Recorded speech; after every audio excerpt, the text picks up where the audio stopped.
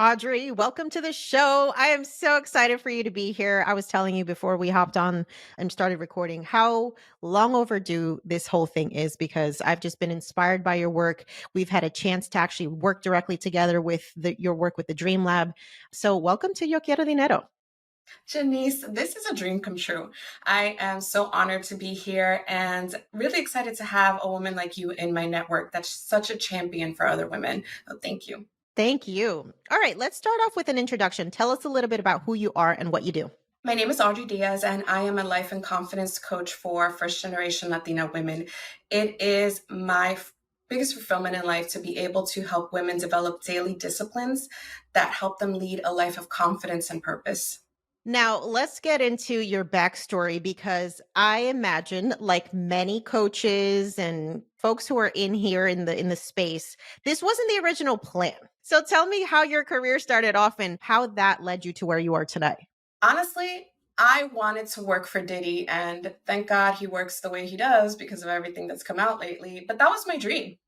I wanted to work for Diddy. I grew up in the generation of bad boy entertainment and making the band happen while I was in college. And I knew I wanted to work in marketing. I've always been passionate about being a part of something that helps change the life of a community. And I saw that in such a powerful way in what he was doing back then. So, right out of college, I went looking for an internship and I landed in a place called Fuerte. And Fuerte was run by Rich Isaacson, that was the former vice president of Loud Records, Wu-Tang, and those guys, and Jerry Blair, who was the one that responsible actually for the Latin crossover explosion with Ricky Martin, Shakira. And so I landed there, and what they wanted to do was to help record labels, mainstream record labels, tap into the Latin market. And I happened to be really the first Latina that they brought on the company. So I got there really early on. So that was my gateway into the music industry. Okay. So you go into the music industry. What is your career trajectory like? And when was the moment for you that you're like, I don't want to do this anymore? That's a really easy answer because I clearly remember the very moment in which I decided I didn't want to do it anymore. But to go back a little bit, like I said, I wanted to work for Diddy. I wanted to be in the marketing world. I wanted to be able to be like director of marketing for a record agency, for a record label. And I worked really hard there. So from being an intern, and that summer, I actually had the opportunity to go backpacking through Europe. And I got offered a job at that agency. And I'm like, no, I'm going to go right into it. And so, as many Latinas, and this is something that Sabrina and I always say at the Dream Lab, we don't need to teach you how to work hard. We grew up working hard, putting ourselves last, doing what we need to do. Like, you know what I did, Janice? I bought myself a BlackBerry. And I went into my boss's office at that point and I said to him, hey, I bought myself a BlackBerry. I'm on call whenever you need me. Oh, Like, wow. Wow. looking back now, I'm like, I can't believe I did that. But I think that when you're young and eager to learn, there's so much value in that, just doing whatever it takes to get ahead. Because during that time, I did get ahead. And in that small agency, I eventually became director of marketing. And that was the time in which, you remember Mi Gente? Yeah. Oh my God. I dated because of Mi Gente. Like, there's some horror stories I have that I haven't shared with the world, but Mi Gente was part of it. That's something to listen to. I think so many of us have that story. But here's what I did. There was one day that at the time Charlie Walk was president of Sony. He comes into our office and he's like, we need you guys to help tap into the Latino market. We have this guy named Frankie J, and we don't know what to do with him. And then my boss looked at me like, yeah, we'll give you a proposal. And I'm like, okay. So then after they left, he's like, what do you have? And I'm like, well, there's this site called Mi Gente, and I could reach out to them and ask them if we can get an interview with Frankie. Now, this was when the internet was really starting. This was before all of this user-generated content, early 2000s. And he's like, you think you could do that? And I'm like, yeah. And all I had really was I did a public relations campaign in college. That's all I had. But I think, again, being a hardworking Latina, I'm going to figure this out. Being a daughter of immigrants, I'm going to figure this out. And he called Charlie Walk back and he's like, yeah, there's this website right now. They had never even heard of the website. And they're like, oh my gosh, there's so many people on here. You can get us on. And he looks at me on the phone and I'm like, yeah, I can do that. And guess what I did? And it was the first time mi gente had ever done anything like that. And the song was Obsesión. So if you guys are familiar with Frankie J, back in that day, I was the one that did the social media marketing for that single. And it's pretty cool to be able to look back and see like, oh, okay, I did that. I did that scared, but I did that. Yeah. And then that moment that you're just like, I can't do this shit no more. It's too much. I was with a mentor who worked for BMI Publishing, and I asked him out to dinner. We're sitting there together. And at that point, I'm like 26 years old. I had a long-term boyfriend, and I asked him, so how do you balance having a family and this business? I'll never forget this, Janice. He didn't flinch. He didn't think about it. He's just like, you don't. And he just kept up cutting up his steak. And that hit me so hard because I knew I did want a family. I knew I wanted to have kids, but I was getting tired of being the first one in the office and then being one of the last ones out and still feeling like, oh, okay, they want even more from me. I was bringing in more clients than anybody else. It was like placement after placement after placement, hire after hire, but I still felt like, okay, you guys want more from me. I don't want to give you more. That's a real moment of kind of reconciliation that I think a lot of us go through when we realize that what we've been told by our typically immigrant parents is like, you just got to keep working hard. The success will come to you. You will achieve it. And many of us do. But then there's this feeling of, well, this is not what I signed up for.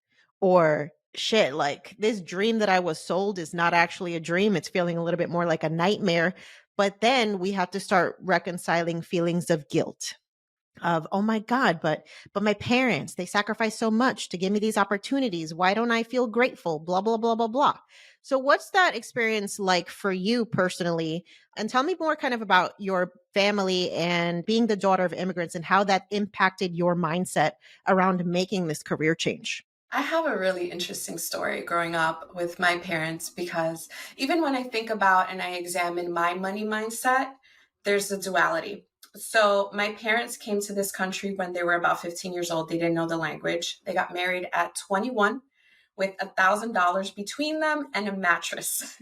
Then my aunt and uncle let them stay in their house. Now, my uncle had the opportunity to go into a supermarket with his brothers. And my father, being the baby brother, newly married, they gave him a chance. So 4 brothers went into the supermarket opportunity. Now, since my parents were married at the time, my mom used to have a job as a cashier. When they had the supermarket, they told my mom, since you're the only one that understands like WIC and EBT and everything, you go up to the office and we'll do the floor. Being the youngest, my dad's older brothers wanted him on the floor, like facing aisles and things like that. But my dad's interest was always up in the office, trying to understand where's the money going? How does this all work? And eventually, what they did between them is that my dad's income went into paying back the loan for the supermarket. My mom's income went into daycare for me. And eventually years, and I'm talking about, I was 12 years old, the first day that I remember my father taking a day off. They would be working 7 days a week, basically 24 hours, because the store would be open, let's say 8 a.m. to 8 p.m. But then being that it was their store, they had a van where they would pick up other employees, go to the supermarket, open, spend the day there, close, drop everybody off home. So growing up, I didn't see them a lot. I have very clear memories of looking out into the crowd and not seeing them at school plays and feeling hurt by that. But as I got older and I went into entrepreneurship on my own, what that taught me is that it better be worth it. Because I think that a lot of people want to dabble in entrepreneurship, but it becomes just a hobby versus something like this is taking time away from family. This is taking time away from other endeavors or even my own self-care. So everything I do, I better be intentional about it. I better know that I have a return on the investment of my time and everything that I do. So by that time, my parents were actually able to buy $1 million house because that supermarket and the way that my dad took an interest in like, let me learn how to work better with money. They were able to save and invest into other supermarkets. From there, I have like 2 very different childhood. The childhood in which I hardly saw my parents. I knew they were working really hard. And then the childhood in which we live in this really amazing home. My mom is now able to stay home. My dad drives a Mercedes and I go to private school. Wow, that is quite the duality to experience. Yes. And then the most amazing thing is that when it came time for me to go to college, I was accepted into Parsons School of Design, which was my dream back then. My dad took me to register that day, and I was offered student loans and I was offered scholarships. And he said to me, I want you to deny all of the student loans. I'm going to pay for your tuition because this is my inheritance to you so that you could take this further than I ever could. Wow. Shout out to Poppy. That's amazing. Yes, but like when we talk about like that torch that we feel like we carried, I distinctly remember that moment because it's like, okay, showtime for me. What am I going to do with this? This is literally him placing a bet on you with all of his hard Yes. work. Oh, no Yes. pressure. Yeah, no pressure.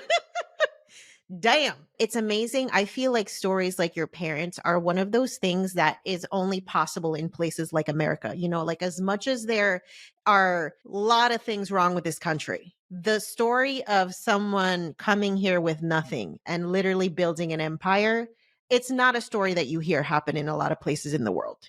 And so, shout out to your parents for making the American dream literally come true. And I think it just speaks to the work ethic that is signature hallmark of our community. It's just making shit happen with nothing. It's just our thing. That's what we do. And you know, just like the privilege of having been given that opportunity, because I know that that's not everybody's story. Yeah. Okay. So you are in this period of your life where you know something has to change. You're kind of ready to transition out of your corporate career and do something else. Talk me through that process. Like, what were those initial thought processes that you went through to figure out like what that thing was going to be? And then maybe walk us through a little bit of like how you actually launched and started this. This starts to happen a couple of years later, in which I got married and I had the kids. And then during that time, what I valued the most was the flexibility. And so I actually went to work in my family business with my dad. So you left the music industry. I left the music industry. Something in me shifted because I'm like, these selfish artists. I didn't want to help them sell another record. And it helped me feel like I am meant to help people. I went back to school to get my master's in childhood education. And even there, I'm like, I don't like the education system and where it's headed. And given that I had 2 boys under 2, I decided to, you know what? I need to be able to say, I need to take a day off. I need to take my kid to the doctor without going through hoops to explain it to anybody. So I decided to go to work in the family business, but I wasn't challenged. I grew up loving a challenge and having a really big vision for myself and for my life. And although I love being a mom, I love that place in my life. I felt like, but where are my dreams of helping people? Where are those dreams of wanting to be part of something that inspires a community and uplifts a community? And at that time, I had the proverbial baby weight to lose. And I needed to get fit from home. And that's when Beachbody, which is now called Body, came into my life. And I was a product of multi-level marketing. And I know that that comes with a lot of pros and cons, but for me in my life, it was exactly what I needed at that moment. And what ended up happening was my husband, so it was kind of like the kick in the butt that I needed to go forward. My husband at the time lost his job. And so we went from 2 incomes to 1. And I was already losing all of this weight. And I was invited to join as a coach. And I said to myself, like, sometimes you're always waiting for things to happen, for someone to come and save you when there's so many opportunities right in front of you that you don't take advantage. And I had so many people asking me, like, how did you lose weight? How did you lose weight? And I was pointing them in the direction of my coach. And I'm like, enough, I'm just going to do it. I was scared, but I'm just going to do it. And I signed up to be a coach. I learned the business. And within 2 years, I started making 6 figures from home. Wow. And so for folks who aren't familiar with Beachbody, like, can you tell us a little bit more about like what it is and what you were actually selling? Okay, so there's 2 faces to it. There is the consumer face, which is fitness programs that you can do from home. So right now it's an app, and I'm sure everyone's heard of programs like 21 Day Fix, Insanity, P90X. But Behind the scenes, there's also a multi-level business, which is you recruit people to sign up and also sell the products that you sell. So you build a team essentially.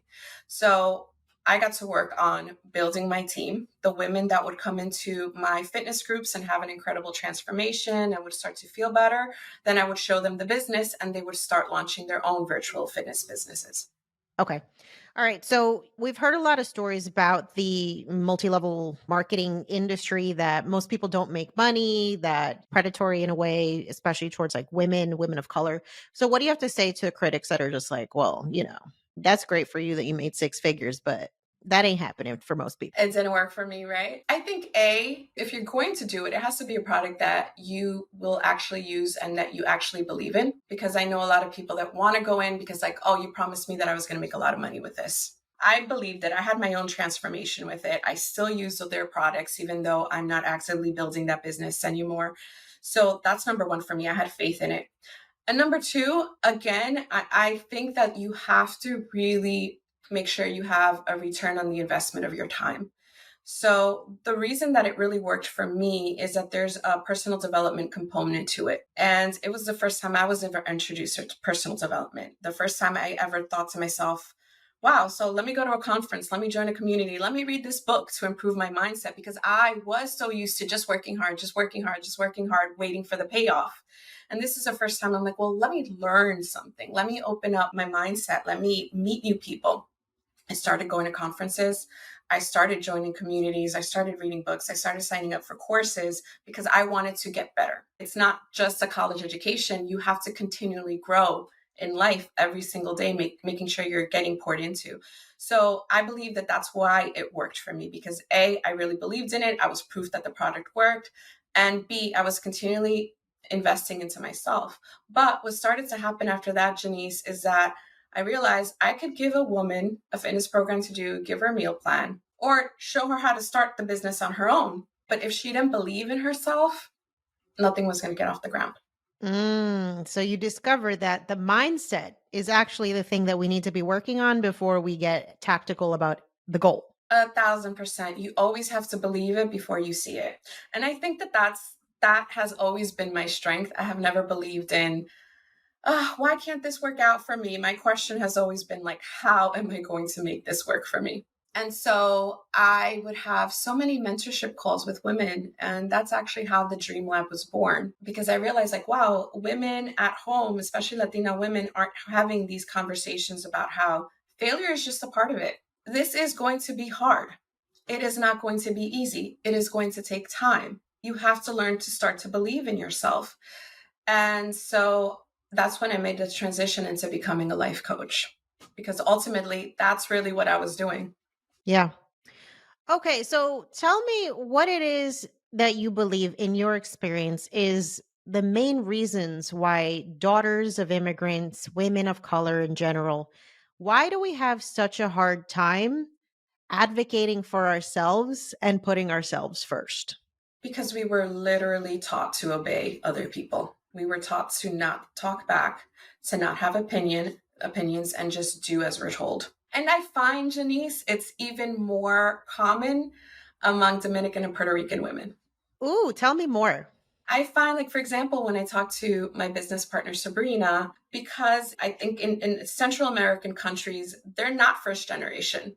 You'll find that they're second and third generations. And so they're more Americanized. They're more used to setting boundaries, where I feel like our parents come straight from DR, straight from Puerto Rico, and they're still in that mindset of do as I say, don't trust other people. And there's a trauma that comes with immigrating. I mean, you come to this country and you don't know other people and you want to be able to protect your children. And that comes with instilling fear of sticking out, fear of putting yourself out there. And that fear, I think it almost feeds like this primal sense that we have as just human beings, as a species, to self preserve. Because if you think about it, when you do something scary that could potentially isolate you or separate you from the community, whether that is taking a job that makes you move away or leveling up your career in a way that now you're like the first one to make it out of the hood, etc.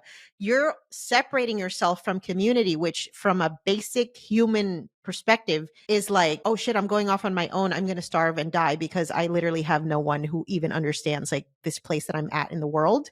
So I think when we think about the psychology of why doing new things is scary as fuck, it's because at its base level, it represents being separated from the community and potentially not surviving.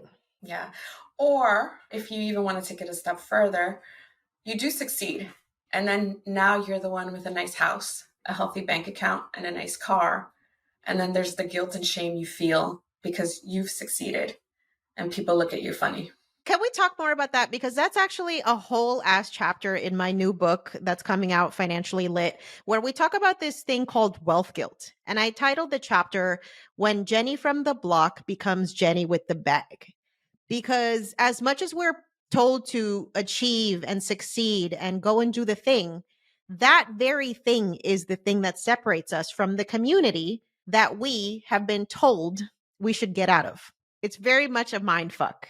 It is. It's scary because just like you don't want to stick out for any other reason, you don't want to stick out as the one who made it because all of a sudden you feel like, oh, they're going to think I'm too good to be here.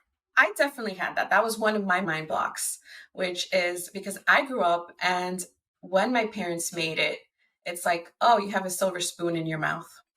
Oh, you speak like a white girl. And I even found that it resonates in some of my clients. I had a woman come up to me who's about 50 years old, and she said to me, I just bought a Jaguar and I'm embarrassed for my family to know. She's a lawyer with her own law firm. And I think that as Latinas, we really need to normalize having nice things and it being okay and not having shame for having them. Or even for myself, a lot of the work that I had to do was thinking of it as an honor that my parents were able to do for me what they did. Yeah. So one of the things that I see you talk a lot about on your social media platforms is this concept of like self-discipline and that leading to success. Can you tell me where your own self-discipline journey started and kind of how you've built those practices into how you live today? Yeah, it was back to my parents, because being on the schedule that they were, I remember being like 15, 16 years old, my dad waking me up in the morning saying, produce, produce, produce. I'm like, produce what? What do you want me to produce? Like traumatized, right? And it wasn't until I was older, well, in my 20s that I saw to myself like, wow, so if I want to be intentional about creating wealth, about achieving anything in life, it's going to take me disciplining myself in the time that I take to study and the time that it takes to work on my business. Because that's another thing about entrepreneurship. Most of us start when we have another job, when we have a lot of other responsibilities. So if you're not carving out the time, no matter what, and that takes saying no to a lot of things that are good things in order to take that time out, in order to build your business or being on a budget, in order to save for the bigger picture. So during that time, I also started having trouble in my marriage, days in which I felt down. And I started to lean on those daily habits. I saw a big difference in I can wake up just in time to start taking care of the kids and getting myself ready to go out the door. Or I could wake up earlier to take time to pray, to take time to work out, to take time to do personal development and have that intentional time for myself so that I am in control of my thoughts and how I choose to feel during the day versus just going out there, having the day come back at me and feeling like, okay, I just barely made it through. Why do I feel like I'm just surviving and everything irritates me? Mm. That's so real to have that experience of like just you're trying to keep your head above water. I think a lot of us, me included, I saw my mom definitely operate that way. It was just always there's some fire to put out. There's just never enough time. I never saw her intentionally pouring back into herself. It was always this idea that self-sacrifice is the way that you show love. Is that something that your clients confront? And what advice do you have for people who are navigating that space and like, I almost feel guilty pouring into myself because then that means I'm selfish? Every woman has that feeling, not even Latinas. Every single woman has that feeling because we grew up watching like the homemakers on TV. Like leave it to Beaver mentality is not too far off. Yeah. It's one generation away, I think. Yeah. And, my mother is that type of woman. My mother doesn't understand why I take so much time for myself. So it's, first of all, it's being able to hold your own ground and not defending why you need time for yourself. Because every single time I snap at my kids and I think back, like what happened there, it's because I'm triggered by something else. It's never them. When I'm in a place in which I've taken time for myself, I am able to be a more loving mother because I'm able to regulate my nervous system better. I understand what's going on with my emotions. So the selfish thing is to not take time for yourself. Mm, because then you're basically giving everybody from your empty cup. And then you're wondering probably why your relationships are strained, why you're always irritated or just feeling resentful because you're actually kind of causing your own suffering in a way when you decide that you are not important enough to be at the top of the list of things that need to be tended to. And I know we all know this, like these are things that are cliche, but it's incredible how women aren't doing it. And it's important to go from knowing something in your mind and thinking like, yeah, I'll get to it eventually. I know I need it, to actually putting it into practice. So when women start to work with me, it's a must. You're going to carve out the time. And maybe it's not in the morning because making a huge adjustment to your schedule like that isn't something that's easy. You have to be able to find, okay, where can I have 10 minutes for myself? Where can I go for a walk to just think about myself and my needs at this moment? Yeah, I noticed my mom's mental health started improving drastically once I started introducing her to like self-care practices, whether that is taking an hour of your day in a week to like go and get a manicure or pedicure or like go work out for an hour, just like feeling like you are absolutely entitled to this time for yourself. Now she's like, don't nobody get in my way with Zumba. Like my Zumba is on this day at this time. Leave me the fuck alone. This is my time. And I love seeing her kind of exercising those boundaries because I've seen the improvement in her mental health. I've seen the improvement in just like the way that she relates to all of us. And I think everybody needs that thing that refuels them so that they can be the best version of themselves for everybody else. When my boys were younger, my oldest son needed occupational therapy and speech therapy. He actually came out like at the bottom 3 percentile for his age. And he woke up early one day and it was like 6 o'clock in the morning. I was just finishing my workout. I remember I had something like 20 burpees left to do.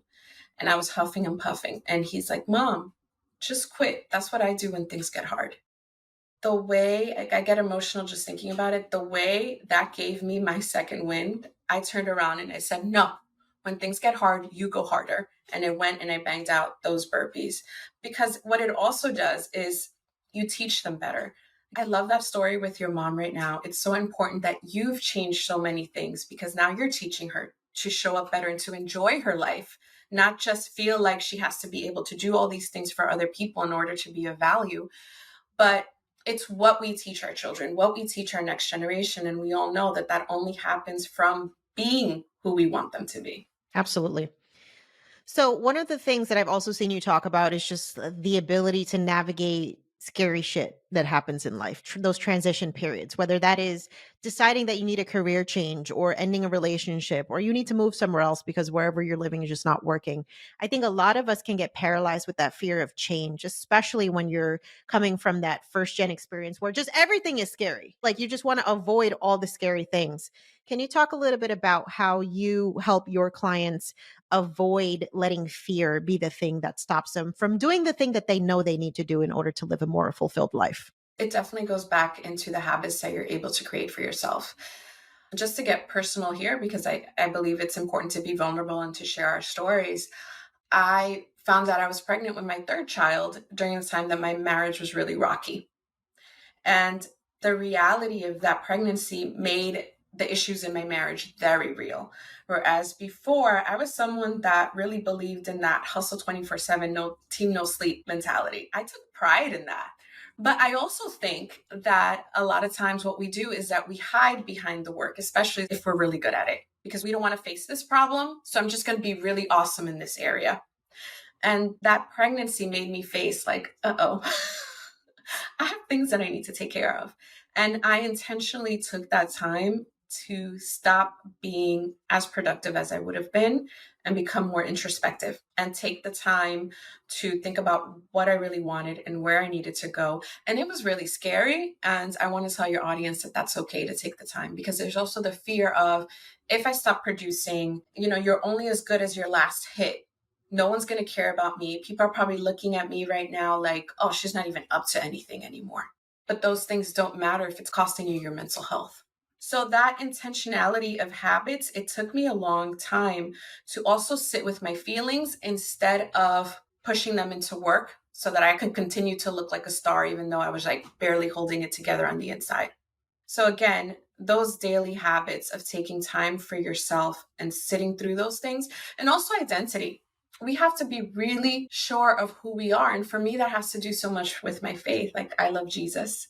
And I'm not shy about talking about that, because during that time in my life, it helped me remember I'm a daughter of God. And my relationship status can change, my career can change, but that part of me doesn't change. That's something that nobody can take away from me.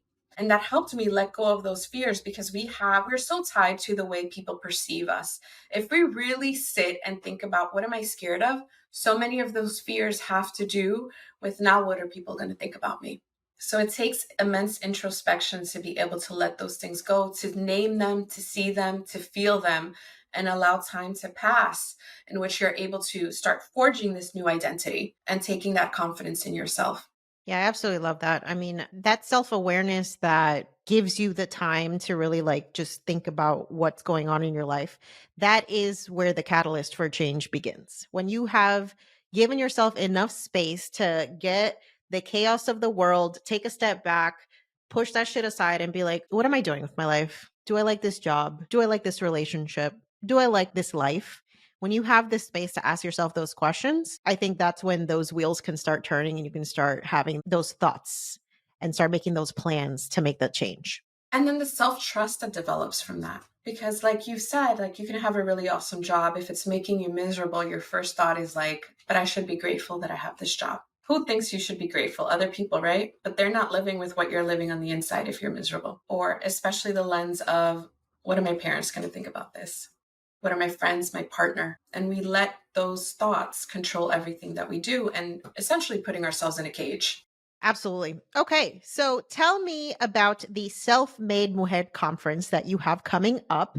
What is it? Who is it for? How can folks attend? What are you hoping that people get out of it? Tell me all the things. So quickly, like, if I were to summarize it in one phrase, it'd be Tony Robbins meets Bad Bunny. Ooh, oh my God. Something I didn't even know I needed. Because here's the thing, like I said earlier, we didn't grow up with personal development. Yeah, it's not a thing. Personal development was like, go to church. That's it. Or the shame around it. Like, I need self-help. Like, I wouldn't be caught dead in a self-help section of a bookstore. But again, like, these are things that we didn't hear around the dinner table, about how you have to work on your mindset, how you need boundaries. And so when we created the first Dream Lab conference, we wanted to showcase women that were doing incredible things, but did it scared, did it with doubts, did it wondering if it was even going to work out, but they showed up anyway.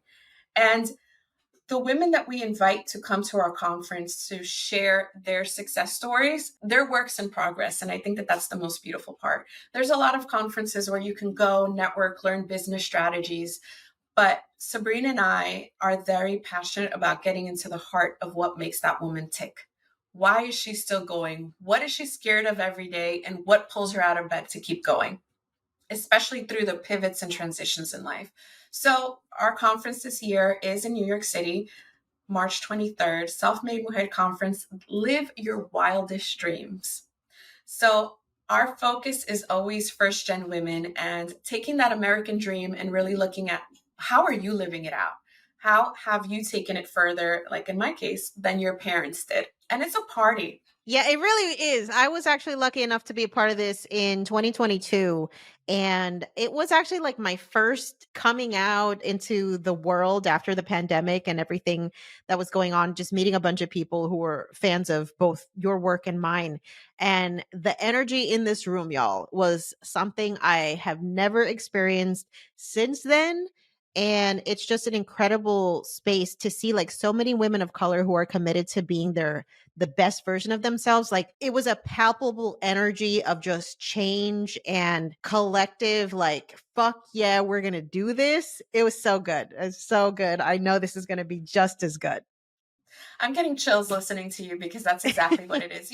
And I'm sure you can relate to this feeling like you create something, you put it out into the world, and you wonder yourself, like, is this going to resonate with people? And then you see it become something bigger than you. And you're like, wow. My favorite part is every time a conference ends, the women that come up to me in tears and hug me and say, like, I never thought I would be in a room with women like this. Mm, absolutely. And you actually are launching a new podcast as well, right? Or did you just launch it? I just launched it, but it's still a baby. It's still a baby. I aspire to be like you.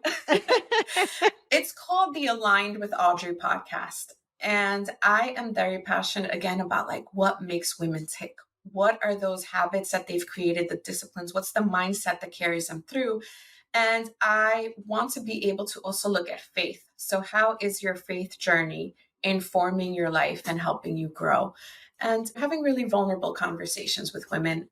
We need that. And I think even as we get older, it becomes even more important because I'm 41. Girl, you don't look a day over 30. We need the skincare routine. I'm here for this. Yes, moisturizer.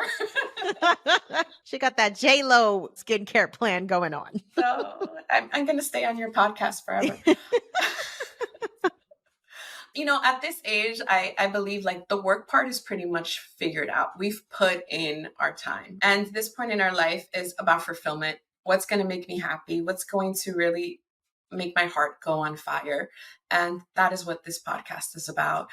And I am launching a course around it, which will be announced the day of the conference, where I wanted to help women take a step deeper into what does basing your identity on your faith look like so that it's not shaken by a divorce like I went through, by a major career change, or any of the other stuff that life throws at you. Oh, that sounds so good. So exciting. We're going to make sure that all of the links and everything that you need to know about what Audrey is working on are in the episode description below. I think it's just incredible the amount of women of color who are showing up for our own community after realizing that, like, yes, there's tons of personal development people out there, like you mentioned, Tony Robbins, but it's something different when you hear the advice coming from somebody who has your lived experience. It feels way more accessible. It feels like you're actually entitled to do this work. And that's why I think the work that you do is so incredibly important. So for folks that want to find out more about you, everything that you're up to, how they can work with you, tell us where we can find you. Well, you can go to alignedwithaudrey.com, sign up for my newsletter. I send out newsletters on my podcast episodes and things I'm up to, things that I love, and my courses. And I live on Instagram, so you can find me at the Audrey Diaz. And you can also go check us out at _Dream Lab. Amazing. Audrey, thank you so much for being here. Thank you for the work that you're doing and just helping us show up unapologetically as our highest version of ourselves. Janice, thank you so much. It's been an honor. Absolutely. Thank you.